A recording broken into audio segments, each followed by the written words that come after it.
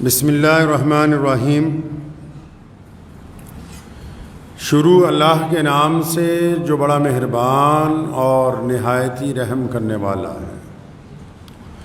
تمام حضرات سورہ فاتحہ اور درود پاک پڑھ لیجئے۔ اعوذ باللہ من الشیطان الرجیم، بسم اللہ الرحمن الرحیم۔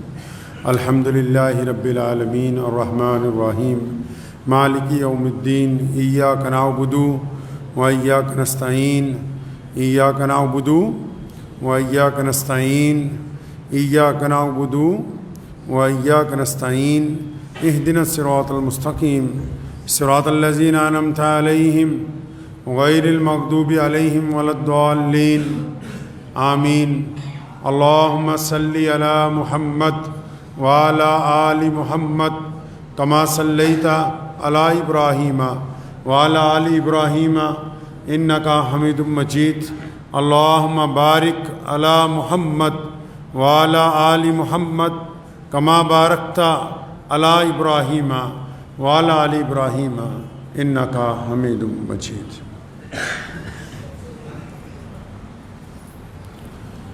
ہزار جدت ترازیوں کے مزاج بدلا کرے زمانہ، مگر یقین رہے گا عامر مزاج باطل وہی پرانا۔ عروج سے بہرور نہ ہوگی کبھی حیات منافقانہ، زباں پہ اسلام کا وظیفہ مگر خیالات کافرانہ۔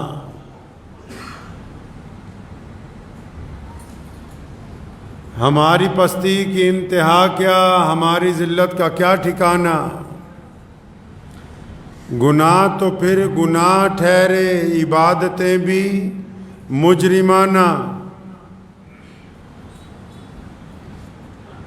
اللہ کے پیارے نبی حضرت محمد رسول اللہ صلی اللہ تعالیٰ علیہ وسلم نے جو خوبصورت دین انسانوں کو عطا فرمایا،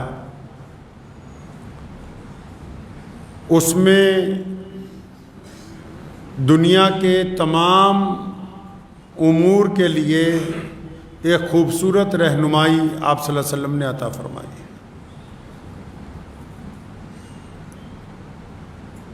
کہ زندگی کے کون سے شعبے میں، کون سے وقت میں، کون سے عمل میں کیا کرنا چاہیے۔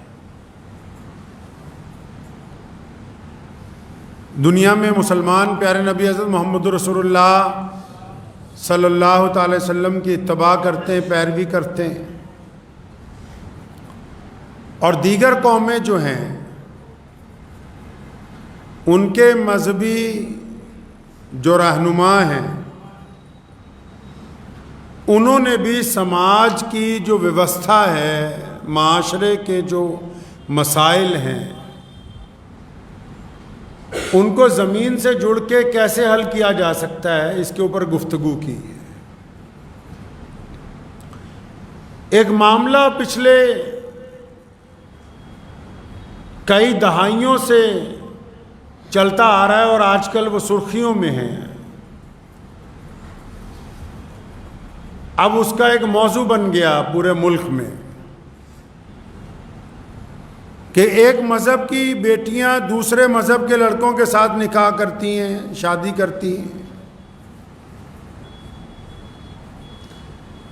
یہ سارے معاملے کو الگ الگ مذاہب کے لوگ اپنے اپنے طریقے سے اٹھا رہے ہیں۔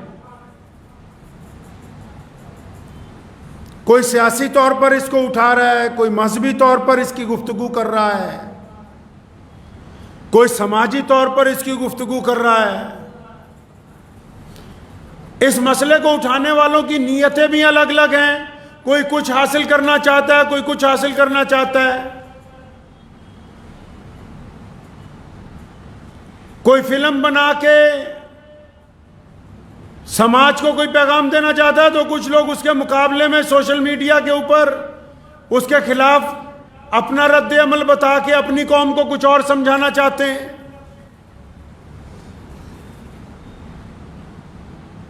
یہ تو نہیں ہو سکتا کہ تالی ایک ہاتھ سے بجتی ہو۔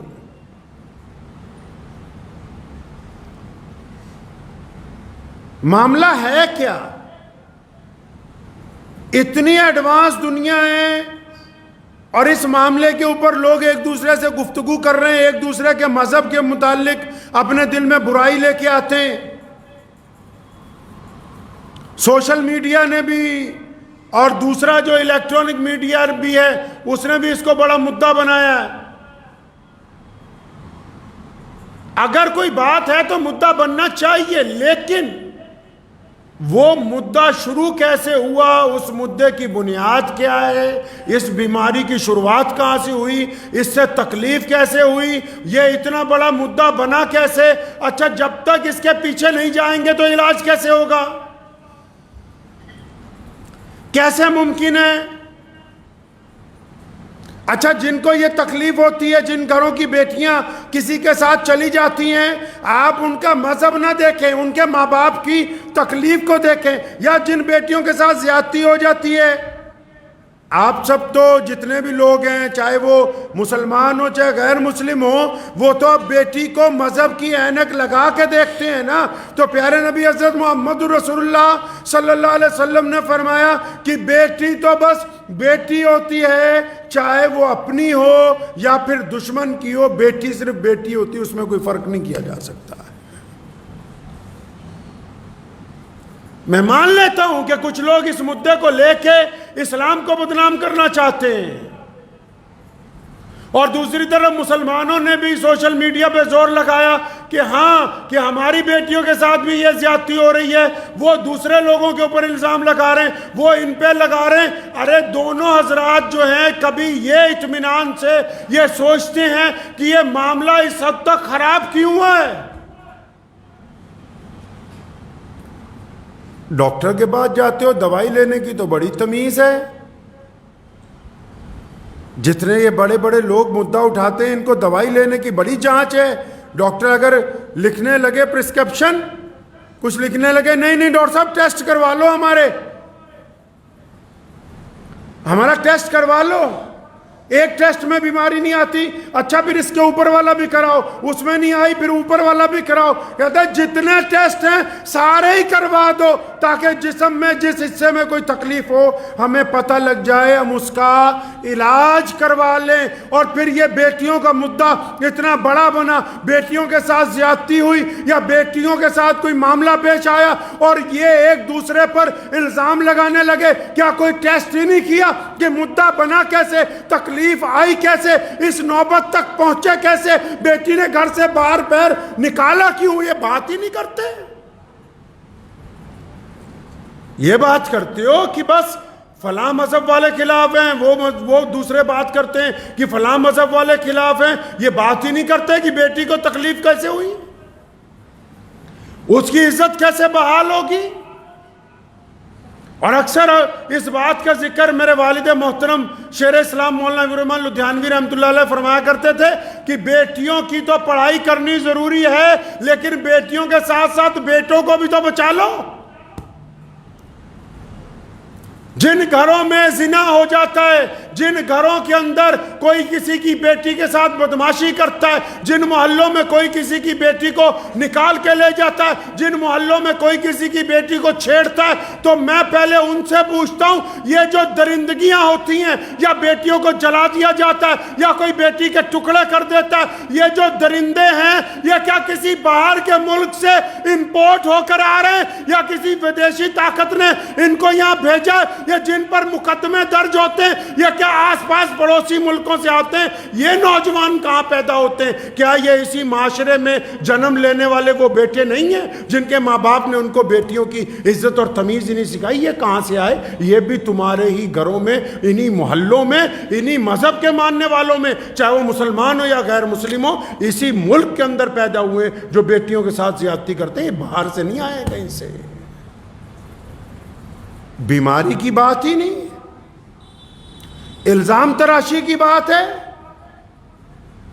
بیماری کی بات ہی نہیں، ایک دوسرے کے اوپر کیچڑ اچھالنے کی بات ہے۔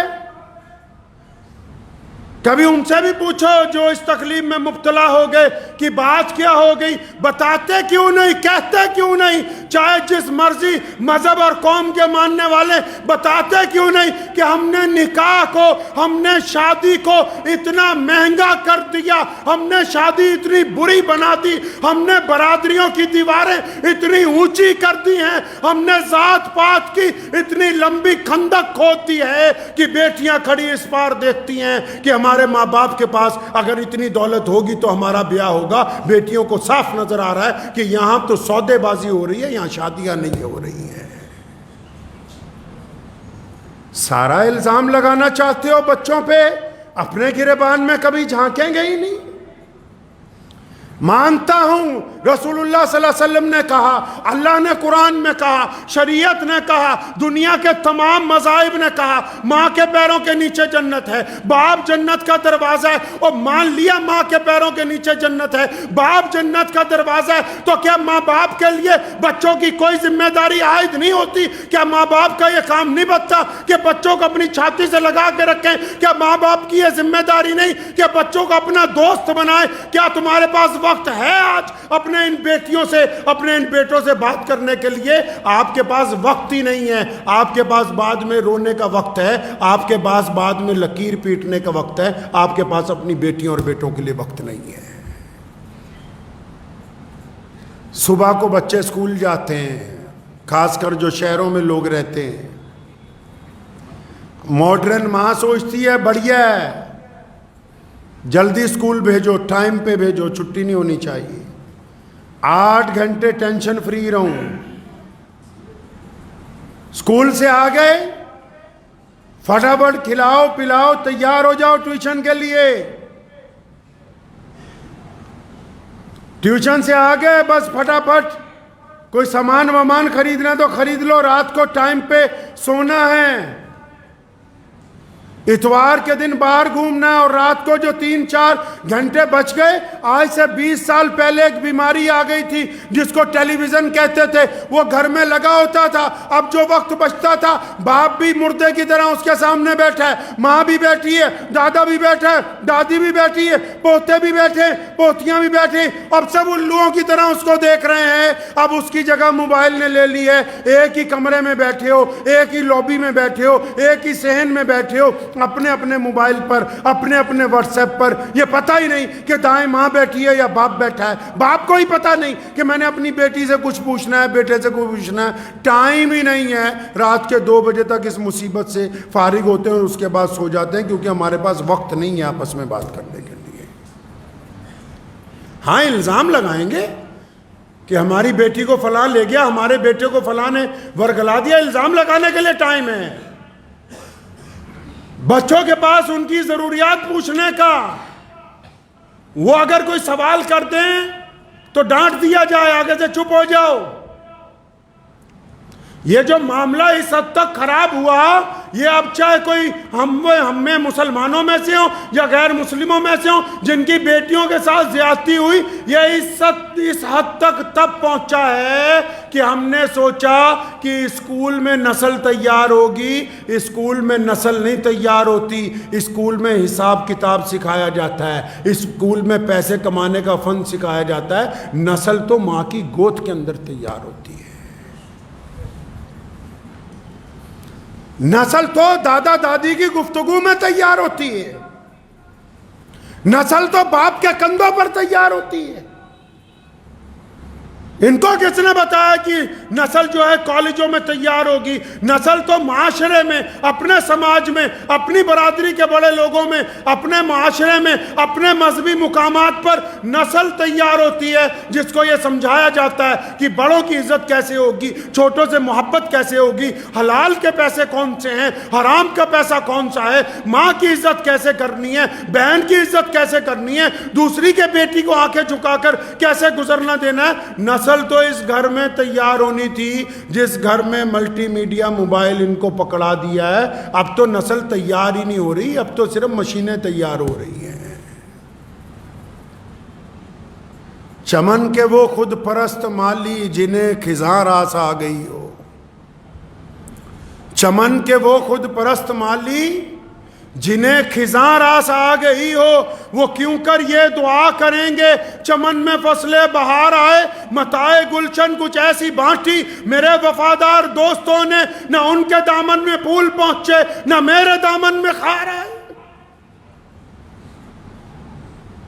کتنے مہینوں سے یہ معاملہ چل رہا ہے، لیکن کسی بھی مذہب کے رہنما میں، چاہے ہم ہوں یا سامنے دوسرے مذہب والے ہوں، انہوں نے اپنے لوگوں کو نہیں سمجھایا کہ ایک دفعہ ہم بھی اپنے گریبان میں جھانکیں، ہم اپنی بیٹے اور بیٹیوں کی تربیت کی طرف توجہ دیں، ہم بیماری کی طرف توجہ دیں۔ ہاں، ایک دوسرے پر الزام لگانے میں اس بات کی ہمیں سہولت مل جاتی ہے کہ ہماری قوم والے کہتے ہیں کہ واہ جی، یہ تو ہمارا بڑھیا لیڈر ہے، اس نے دوسری قوم والوں کے خلاف بہت اچھا بولا ہے۔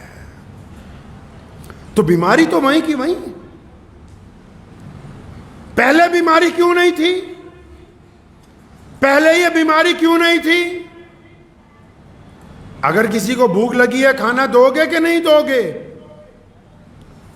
اگر انسان جوان ہو گیا، اس کے جسم کی ضروریات ہیں، آپ کو کہتے ہیں بچے کا نکاح کر دو، نہیں پہلے کیریئر بنائیں گے، اب اس کو نکاح کی ضرورت تو بالغ ہونے کے بعد ہے، نہیں ہم تو کیریئر بنائیں گے۔ بناؤ بھائی، کیریئر بناؤ تاکہ اس کا کیریئر بن جائے اور کریکٹر برباد ہو جائے۔ تم 30 سال تک ان کا کیریئر بناؤ اور 30 سال کے دوران یہ اپنا کریکٹر اتنا خراب کر لیں، اپنی زندگی میں اپنے جسم کے ساتھ اتنی بے ایمانیاں کر لیں کہ جب کیریئر کی اونچی کرسی پر پہنچیں تو ان کے پلے کریکٹر بالکل نہیں ہوگا۔ اس کیریئر کا پھر کچھ نہیں ہو سکتا جو تم نے بنا کے دیا ہے ان کو۔ کہا نہیں، سماج کی ویوستھا نہیں کہتی کہ بچے بالغ ہو جائیں تو وقت پہ شادی کر دو۔ اب جو لوگ وقت پہ شادیاں کرنا چاہتے ہیں یا جو لوگ غریب ہیں، میں مذہب کی اینک لگا کے یہ تقریر نہیں کر رہا ہوں، جو لوگ غریب ہیں اپنی بیٹی کی شادی کرنا چاہتے ہیں، لڑکے والوں کے جو بچولے ہیں انہوں نے اتنی لمبی لسٹ سامنے کھڑی کر رکھی ہے۔ اب لڑکی والا غریب سوچتا ہے کہ میں اپنی بیٹی کی شادی کروں گا تو پھر کروں گا کیسے؟ شرم سے حیا نہیں ہے لوگوں کو۔ چلے جائیے، آپ تھوڑا سا باہر نکلیے، جس مرضی لوگوں کے پاس چلے جائیے، شادی کو اپنے خاندان کی عورتوں نے اتنا مشکل بنا دیا، اتنا مشکل بنا دیا، اتنی رسمیں، اتنی رسمیں، اتنی رسمیں، یہ لے آؤ، وہ لے آؤ، یہ لے آؤ، وہ لے آؤ، یہ لٹا دو، وہ لٹا دو، اتنی رسمیں قائم کر دیں کہ غریب آدمی کا حوصلہ ہی نہیں پڑتا کہ وہ اپنی بیٹی کی شادی کہیں کر دے۔ اتنا مشکل کر دیا سماج نے بیٹیوں کے لیے آگے کی زندگی کو خوشگوار بنانے کا۔ آپ کو پتہ ہے اسلام نے کہا کہ مرد کام کرے، عورت گھر میں رہے۔ اسلام میں ہمارے ہے کہ مرد کام کرے، عورت گھر پر رہے۔ کیوں؟ آپ نے کیا سوچا عورت کو گھر پہ صرف خالی بٹھانا ہے؟ نہیں، شریعت اسلامیہ کہتی ہے کہ مرد سے بڑی پوسٹ، مرد سے بڑی ذمہ داری، مرد سے بڑا مرتبہ اس عورت کا ہے۔ یہ گھر میں اس لیے ہے کیونکہ اس نے نئی نسل تیار کرنی ہے، کیونکہ اس نے اپنے بیٹے اور بیٹی کو چلنے کا ڈھنگ سکھانا ہے، ان کی آنکھوں میں شرم و حیا ڈالنی ہے، ان کی زبان میں تہذیب ڈالنی ہے، ان کی دل میں امانت داری ڈالنی ہے، ان کی زبان میں حلال اور حرام کی تمیز ڈالنی۔ آپ نے کیا سوچا کہ مرد اگر بازار میں کام کر رہا ہے عورت گھر میں خالی ہے؟ نہیں، اصل کام تو عورت ہی کر رہی ہے، جو نسل میں ایسے لوگوں کا وجود تیار کر رہی ہے جن کی بیٹیاں اور جن کے بیٹے با حیا ہیں، جو دوسرے کی بہن بیٹی کو اپنی بہن بیٹی سمجھ رہے۔ یہ کمال تو صرف عورت نہیں کر کے معاشرے کو دینا تھا، اور کسی کے بس کی بات نہیں ہے۔ ہم نے کیا کیا؟ ہم نے کہا نہیں، ایک صاحب کہنے لگے ہم نے تو صرف 31 باراتی بلائے، اچھا لگتا سنت طریقے سے شادی کی؟ نہیں نہیں، جو 31 بلائے تھے 31 کے 31 کو ماروتی گاڑیوں کی ایک ایک چابی دی ہے۔ کیا کل قیامت کے دن تمہارا گریبان پکڑا نہیں جائے گا؟ دہیج کے موٹر سائیکل پہ بیٹھ کے تقریر کرنے سے کچھ نہیں ہونے والا، مال گھر میں لے کے لوگوں کی اصلاح نہیں ہونے والی،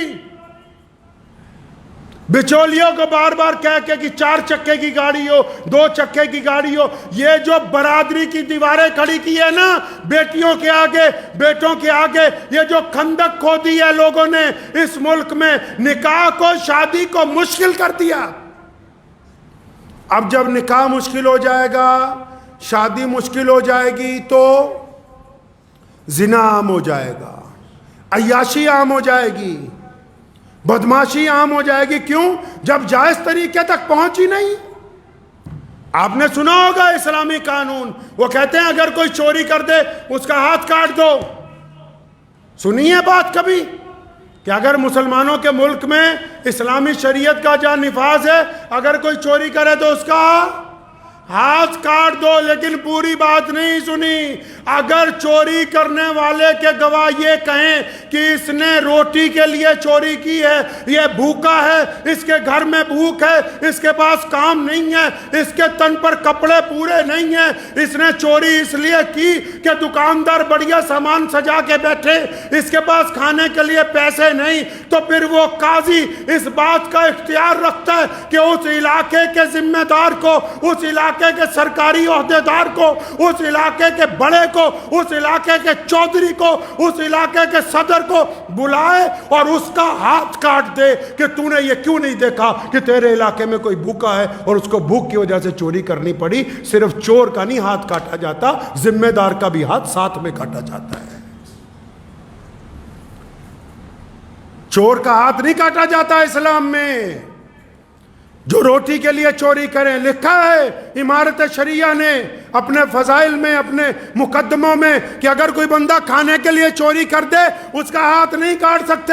اس کا کاٹو جس کو تم نے صدر بنایا، جس کو تم نے پردھان بنایا، جس کو تم نے وزارت دی ہے، جس کو تم نے ووٹیں ڈالی. اس کو بلا کے لاؤ، اس کو پوچھو کہ یہ کیوں ہمارے علاقے میں اتنے لوگ جھگیوں میں رہ رہے ہیں، کیوں اتنے لوگ غریب ہیں. اس کو پوچھو کہ ان کو روزگار کیوں نہیں ملا. اس کا ہاتھ کاٹنا چاہیے جس کی وجہ سے لوگ جو ہیں چوری کرنے کے اوپر مجبور ہوئے. مدعا چل رہا ہے، ایک دوسرے پر الزام تراشی چل رہی. میرے بھائی اپنا گریبان بھی تو، کسی کے اوپر انگلی اٹھانے سے پہلے سب لوگ اپنا گریبان نہ جھانک لیں. ہمارے پاس وقت ہے ہمارے بیٹوں کے لیے، ہماری بیٹیوں کے لیے. بچپن سے ایک بات ہم لوگوں نے نوٹ کی، والد محترم شیخ اسلام مولانا حبیب الرحمن لدھیانوی رحمۃ اللہ علیہ بڑی فراخ دلی کے ساتھ اپنے تمام بچوں کو اور اپنے دوستوں کے بچوں کو بھی بڑی خاموشی سے کئی بار بلاتے ہوئے، یار میں تو تمہارا دوست ہوں، اگر کہیں تمہاری بات بن گئی ہو، اگر کہیں تم تعلق پیدا کرنا چاہتے ہو، اپنے دوست کو بتاؤ نا، ہم بنا معاملہ خراب کیے صحیح کر دیں گے. ہم نے تو کہا نہیں، یہ لٹھ پکڑا ہوا ہے ہاتھ میں جو بعد میں لکیر پیٹنے کے کام آئے گا. ہم نہیں سنتے کسی کی. ہم نے تو کہا الزام تراشی کریں گے.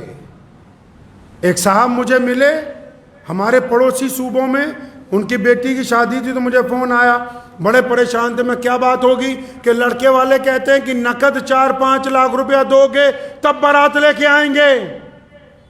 میں جہاں کی بات کر رہا ہوں وہ لوگ سمجھ گئے ہوں گے کہ نقد پیسے لاؤ گے تو بارات آئے گی. اب جن لوگوں نے اپنی بیٹیوں کے آگے خندق کھود رکھی ہو، ان کو کیا حق ہے یہ کہنے کا کہ ہماری بیٹی فلاں کے ساتھ چلی گئی؟ کیا انہوں نے کبھی اپنے کارناموں پر غور نہیں کیا؟ کیا کبھی اپنے گریبان میں جھانک کر نہیں دیکھا؟ کیا کبھی اپنے بچوں کو وقت نہیں دیا؟ میاں صاحب نسل کو تیار کیجئے اپنے گھر کے اندر، اپنے گھر کو وقت دیجئے. یہ جن لوگوں کے لیے ہم وقت صرف کر رہے ہیں یہ کام نہیں آنے والے. انہوں نے قبر تے بھی نہیں جانا. آپ کے مرنے کے بعد نا جن لوگوں کے لیے وقت لگاتے ہو نا، انہوں نے قبر پہ بھی نہیں جانا آپ کی. کون جائے گا قبر پہ؟ کون جائے گا آپ کی قبر پہ؟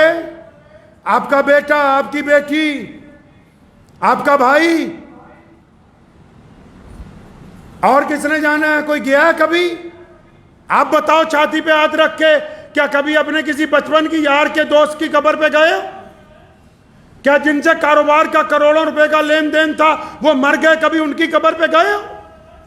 کیا جن کے ساتھ محلے داری میں صبح شام باہر چائے کی دکان پر چسکیاں لیتے تھے کیا کبھی ان کی قبر پہ گئے؟ کس آئینے کے ساتھ معاشرے کو دیکھ رہے ہو؟ پیارے نبی حضرت محمد رسول اللہ نے یہ اتنا بڑا دین کائنات کو دیا. آج اسلام دنیا کا سب سے بڑا مذہب ہے. کیوں؟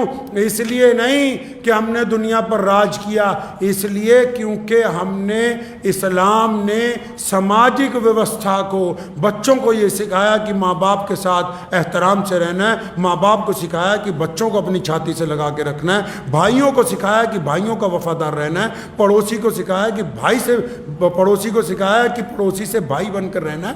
اسلام نے سماجک ویوستھا کو مضبوط کیا، اس لیے اسلام پوری دنیا کے اندر مقبول ہوا ہے.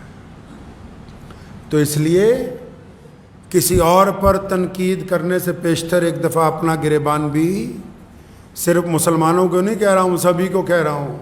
ہم اس ملک میں رہتے ہیں، چاہے الگ الگ مذہبوں کے ماننے والے ہوں، الگ الگ سماج اور برادریوں کے لوگ ہوں، لیکن جب کرونا آیا تو گھروں میں تو سب کو ہی بند ہونا پڑا. جب وبا پھیل گئی تو دروازے تو سب کے ہی بند ہو گئے. سیلاب آتا ہے تو پانی تو ہر ایک گھر میں جاتا ہے. قحط پڑتا ہے تو مصیبت تو سب پہ ہی آتی. تو اگر یہ بیماری ہے، اس کو بیماری کو تسلیم کر لیں کہ ہاں یہ تکلیف ہے، تو پھر بیٹیوں کے ساتھ ساتھ پہلے اب بیٹوں کو بھی بچا لیا جائے. بیٹیوں کو پڑھانے کے ساتھ ساتھ بیٹوں کو بھی عقل سکھا دی جائے. ان کو بھی کہیں کہ قرآن پاک نے جہاں یہ کہا کہ عورت پردہ کر لے، اس سے پہلے یہ کہا کہ مرد اپنی آنکھیں نیچی کر لیں. آپ کو یہ اختیار نہیں دیا گیا کہ آپ کسی کی بیٹی کے اوپر زنا کی نگاہ ڈالیں. اسلام نے آپ کو یہ اختیار نہیں دیا. تکلیف ہے تو تکلیف کو مانیے، لیکن تکلیف کے بعد دوسرے پہ الزام لگانے کی بجائے تکلیف کے علاج کی بات کیجیے. واپس اپنے گھر کی طرف پلٹیے، اپنی طرف آئیے. سب پتہ ہے گھر میں بچے کا جب مزاج بدلتا ہے، بیٹی کا جب مزاج بدلنا شروع ہوتا ہے، ماں کو پتہ لگ جاتا ہے. کون کہتا ہے؟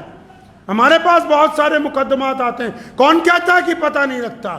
ماں کو ایک دن میں پتہ لگ جاتا ہے کہ بیٹے کا کیا مزاج بدل گیا، بیٹی کا کیا مزاج بدل گیا. پھر بھی اگر اولاد کی کوتاہیوں پہ آپ پردہ ڈال کے آنکھیں بند کرنا چاہتے ہیں تو پھر آمنے سامنے ایک دوسری قوموں کو قصورواد مت ٹھہرائیے، پھر تو قصور بندے کا اپنا ہی ہے. تو امید ہے کہ انشاءاللہ تعالی ہم لوگ اور باقی لوگ بھی جو اس ملک میں الگ الگ طریقے سے رہتے ہیں، ایک دفعہ ہم اپنے بیٹوں کی طرف، اپنی بیٹیوں کی طرف محبت کی نگاہ سے. دنیا میں طاقت سے کچھ نہیں جیتا جا سکتا، پیار کے ساتھ تمام مسائل کا حل کیا جا سکتا ہے. تو ایک دفعہ پھر ہم لوگ اپنے گھر کی طرف متوجہ ہوں. بیماری ہے یا نہیں ہے، ہمیں اپنا شیڈیول جو ہمارا سارا دن کا طریقہ ہے اس کو پہلے چیک کرنا ہے. کتنے گھنٹے ہم اپنے بچوں کے لیے دے رہے ہیں، کتنی دفعہ ہم ان سے گفتگو کرتے ہیں، کتنی دفعہ ہم ان کے مسائل کو دیکھتے ہیں، کتنا ہم ان کو سمجھتے ہیں. صرف محبت ہونا کافی نہیں ہے اولاد سے، محبت کے تقاضوں کو پورا کرنا بھی نہایت ضروری ہے. دعا کیجئے کہ اللہ تعالیٰ مجھے بھی اور آپ سب کو اس پہ عمل کی توفیق عطا فرمائے. وآخر دعوانا ان الحمدللہ رب العالمین.